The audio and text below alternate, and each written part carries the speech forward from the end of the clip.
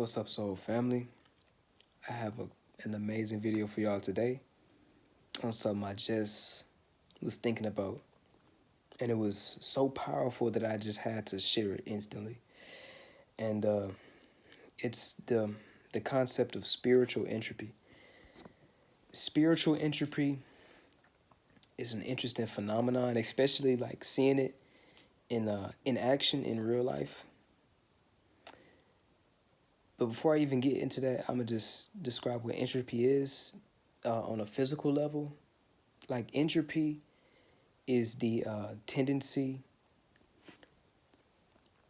for two separate vibrational rates to meet at a middle point. It's basically the tendency for everything in the universe to become still. It's a tendency for everything to go to the still point. This is how the basis of the universe ending in a big freeze or a big death is brought about. A theory for how the universe could end is everything fizzles out, like all the exciting atoms, molecules, and structures in the universe will eventually fizzle out, and due to entropy, just sizzle down into the still point, to 0 point, into basically empty space. But on a spiritual level, this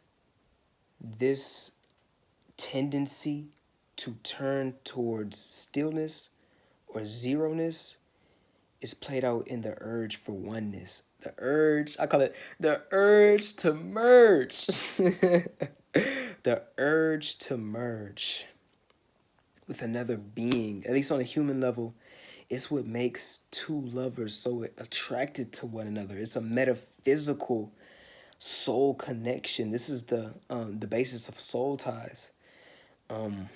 Spiritual entropy. It is the tendency for God to want to become one with itself. Usually in this Western society we live in, it's like I am the self, and then like that other person over there, that's them. That's not me.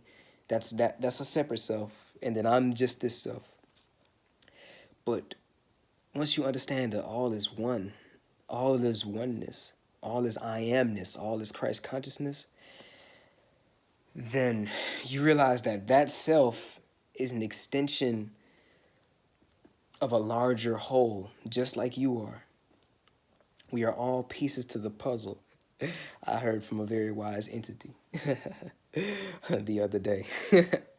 But we are all pieces of the puzzle, and on a soul level, this is not on a soul level, this plays out in many ways. We may become very fond of a group of friends. That's how we become one with other people. We may love another person to where we want to share our life with them in a sacred union, marriage. But what really interested me on this topic was I had read a while back, what are they called? The Raw channelings, or the Book of Raw, The Humble Messenger of the Law of One. That's the book name.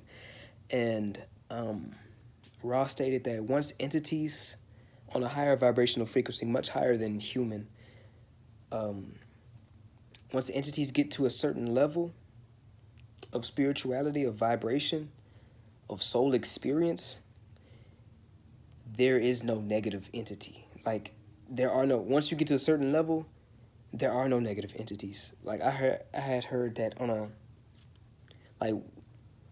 the ladder of the multidimensional self, if you're a negatively orientated or polarized being, or a surface self as described in Law of One, that can only go so far up the ladder of multidimensionality. Like, eventually your higher self will have to turn positive due to spiritual entropy. And I was just thinking about that, and I was like, whoa. That's deep, because if all entities have a tendency, this is basically like a spiritual law. It's the law of one. I guess I kind of discovered the law of one in my own way. And I mean, it always existed, but for me to consciously discover that, like, oh shit. Or to consciously realize that, it's like, oh fuck, that's crazy. But if the law of one is the tendency for all beings to become one with itself, to become one with everything, to become one with God, then the opposite of that would be to want to be separate, or to want to be disconnected from your other selves. Eventually, what Ra was saying in these channelings was, eventually the entropy gets too strong. The urge to become one with all of the universe becomes too strong, and that negative entity who only thinks of itself and doesn't consider love and doesn't consider the other entity has to, because the urge to become one, the urge to love one another, the urge for brotherly and sisterly love just becomes too strong, and that entity has to depolarize from a negative polarity to a positive polarity and be of service to all of its other selves. This is a very, very beautiful concept. It's perfection. I mean, when I think about this concept, it's just like, wow, God in His infinite mind created the perfect universe to where all must go out from source, but all must eventually return. It never fails, and it's so beautiful, and it's so amazing, and it's gorgeous.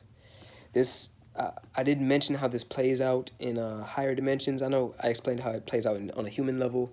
You have an urge to be together with the ones you love, friends, family, loved ones, sex. I mean, that's literally merging of energies. And the base, on a higher level, this is the basis of soul ties, where we may need to burn off karmic debt. But on an even higher level, this plays out in planetary collectives, like a civilization may have realized the law of one, and the entropy of wanting to become one has merged all of the entities of a civilization into one being, such as Ra, such as Quo, such as like Seth. These are multiple individual points of consciousness who operate as one consciousness. So like, let's say I have all my knowledge and all my wisdom and all my soul experience. If I was a part of a collective, all of that would be available for all of the other entities of that collective, all of the other individuals of that collective. So another individual would be able to draw from my wisdom, my love, my knowledge, soul experience, and use that to help others. It's basically a collective of service. But yeah, I guess I explained everything. But yeah, that's a crazy concept. So let me know what y'all think in the comments. I'll see y'all later. Peace. All right, so one little thing, one little side note I wanted to add to this topic was, if you don't believe me, like this plays out on a as above, so below level. On the below level, this plays out as like organs, for example, or collection of muscles in your skin and your body. Like an individual cell is gonna group together with other cells. Okay, I'm gonna take the heart, for example, right? Or what's better is like the brain. Your brain is basically just a whole bunch of individual organisms, individual cells, all clumped together and all sharing information within the system of the brain.